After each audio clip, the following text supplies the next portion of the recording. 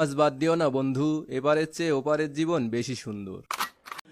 আসসালামু আলাইকুম ওরহমতুল্লাহি ওবরাকাতুহু। হ্যালো বন্ধুরা, আপনারা সবাই কেমন আছেন? আশা করি সবাই খুব ভালো আছেন। বন্ধুরা, আপনারা কি জানেন পিতামাতার মৃত্যুর পর সন্তানের কর্তব্য কি?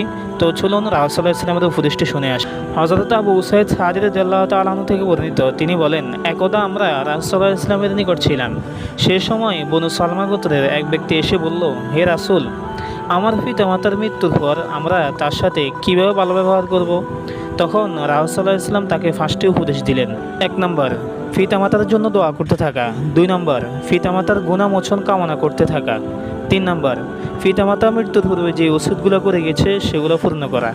4 নম্বর, যাদের সাথে তাদের আত্মীয়তা ছিল তাদের সাথে ভালো ব্যবহার করা।